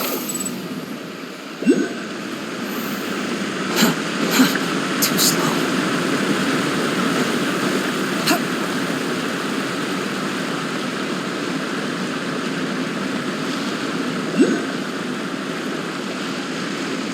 Quit following me.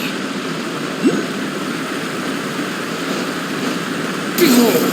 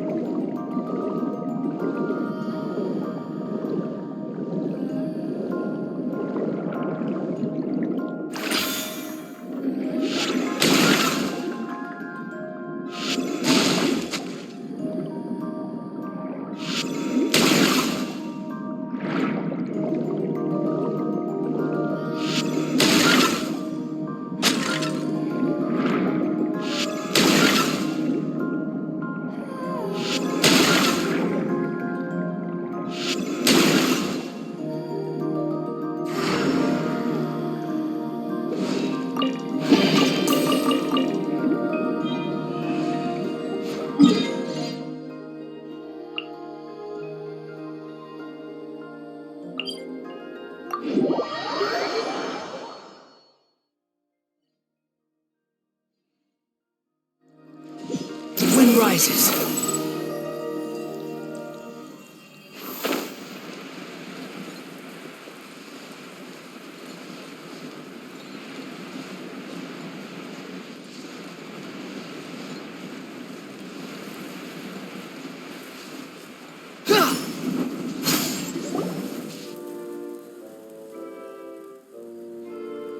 Lyney! There you are.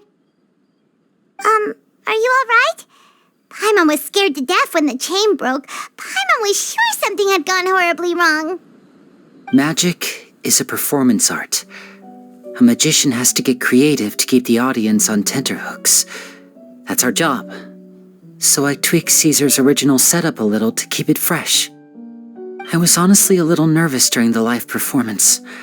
The thought of falling, suddenly feeling weightless, seeing the sky and the ground spinning and spinning.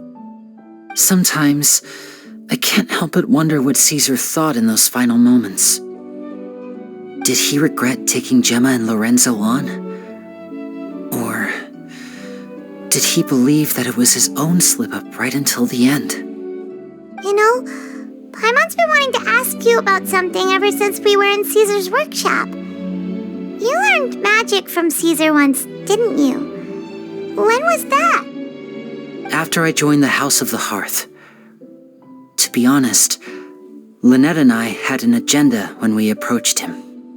I told you about my past before, remember? As a young boy, I survived by secretly learning magic from street performers. I'd watch their tricks and try to figure out how they were done. But I quickly realized that observation alone could only get me so far. What I saw was the polished final performance, but the rigorous training they put in behind the scenes remained invisible to me. I needed to learn how to improve my sleight of hand, hone my misdirection skills, and make niftier props. We were gifted enough that we'd made some progress by ourselves, but without proper guidance from a professional magician, we quickly plateaued. So that's why you sought Caesar out? Yes, we figured there was no harm in asking, but it took us by surprise that he was so willing to teach us. In all, we only spent 10 short days together, but he was very good to us. By contrast, we hid so many things from him. For instance, when he asked why I wanted to learn magic, I answered, "It's my passion." But in truth, there was already a lot more to the story by then. After being taken in by an aristocrat for our magic talent, then betrayed soon after, this was no longer about me doing what I loved. What amazed me was how the lie escaped my lips even as I was hesitating over whether to tell him the truth. Trust is a beautiful thing. Sadly, I'd forgotten how to trust by then. Lyney. Still worried about the way I feel? You really are a gentle soul, aren't you? But don't worry, I'm used to it now. From the mansions of the elite to the House of the Hearth, lies and selfishness have followed me and Lynette everywhere we go. After Caesar went on tour, we became busy with our missions. The next we heard of him was that he'd fallen to his death, and was now declared to be the Phantom Weasel. That night, I remembered his smile. But as I lay there, I didn't know what to say to him. To keep secrets is to put up walls. The longer you keep them up, the less you let people in. Then, one day, you look around and realize your life is like an empty auditorium after a show, full of seats once occupied by all the people who left. But I guess that's the price we have to pay. You only realize how much someone really meant to you when you lose them completely. That's why I was so confident this would hurt Gemma. Because I felt it for myself. Yeah, cheer up, Lyney. We've had to say our fair share of goodbyes during our journey, too. But whatever happens, Paimon always believes in what tomorrow brings. delicious food, fun toys, and the traveler by my side. Paimon just needs to focus on things like this and all the unhappy stuff goes right out the window. You know, Traveler, doesn't that kind of make you Paimon's truth? Exactly. It's the same for me and Lynette. We are the truest thing each other has in the world, and nothing can replace that. Life has taken plenty from us, like it did from Gemma. But at least it left us with each other. That's what gave us the strength to get through the darkest days. That's why the darkness never consumed me, and why it never will. Maybe we live in the shadows too, but we remember every precious ray of light that shines through.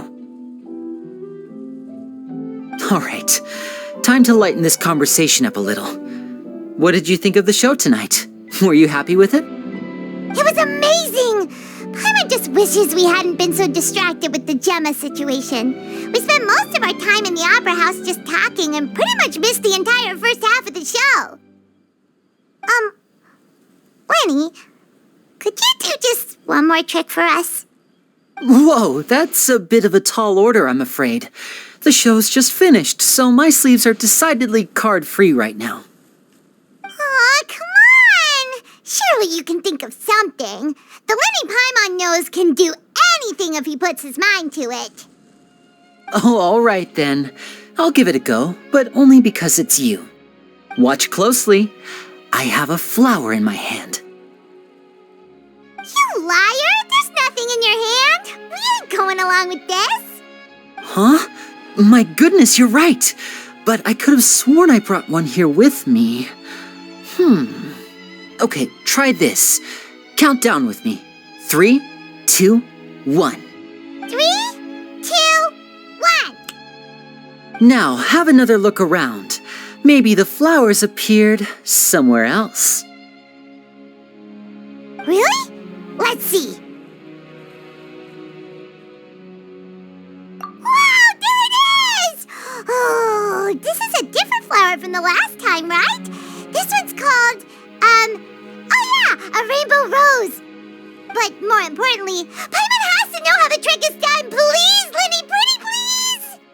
Well, if you want to learn magic, you'll have to start by addressing me as teacher. Ugh. Fine. Please, teacher, please! Since you asked so nicely, I'll share one little tip with you. Namely, the student of magic cannot solely rely on others being prepared to reveal their secrets. You have to observe, think, and find the answers for yourself. Is that it? Look at the time. We shouldn't linger here too long. Thanks again for coming to see my show. I bid you both good night. I look forward to seeing you again. All right, fine. See ya. Shall we head back down too? Paimon can't wait to read The Steambird tomorrow. Paimon bets Lyney and Caesar will be plastered all over it. Let's head to the Steambird's offices tomorrow morning and see what we can find out.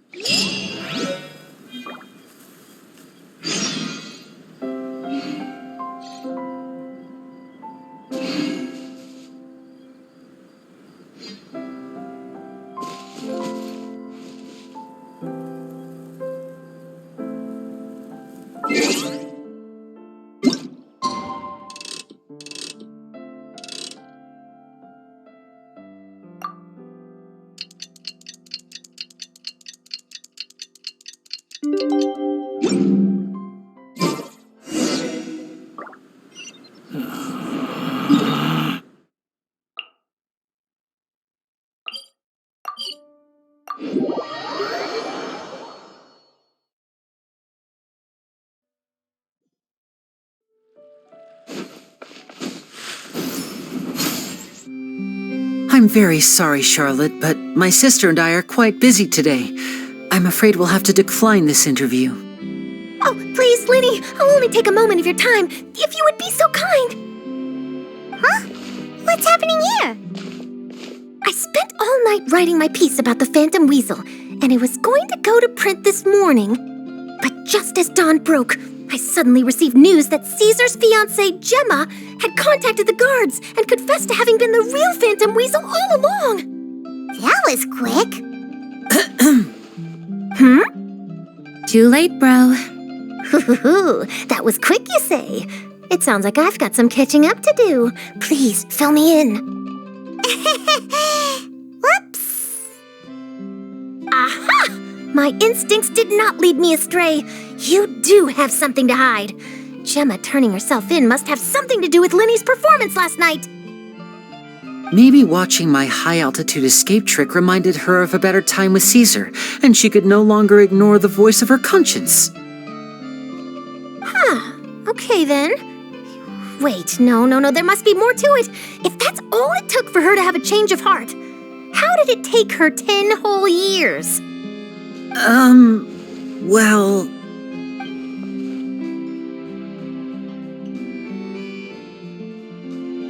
Oh, I remember now! You and Gemma were nowhere to be found after the show. What happened between you? Quickfire question! Where did you all go after the show? Oh, we went to the cemetery and Lyney did a private magic trick just for us. Actually, glad you mentioned it, because that reminds Paimon. Guess what? Lyney started using rainbow roses in his tricks. What? I don't recall ever having received a rainbow rose from you myself. Is this supposed to mean that they're more important to you than your own sister? No, I just, What now? Oh, did Paimon say something wrong again? This is getting pretty awkward. What do we do, Traveler? Seems like this interview wasn't meant to be. Well, never mind. There's always next time.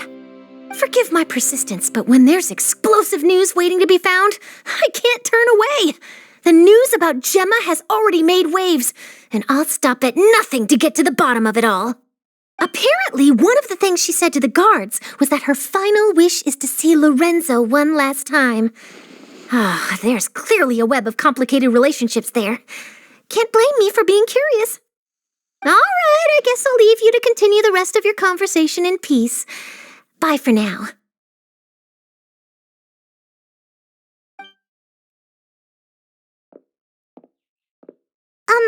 Lynette? Paimon didn't mean to... Don't worry, I wasn't angry. I was just trying to distract her. Oh, really? Oh, thank goodness. You scared Paimon there. Phew.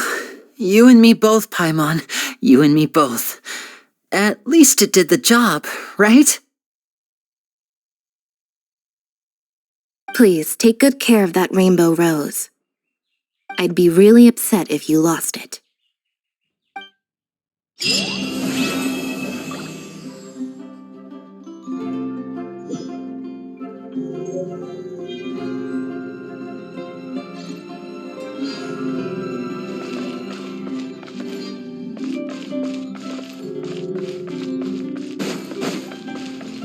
A good newspaper should be a light.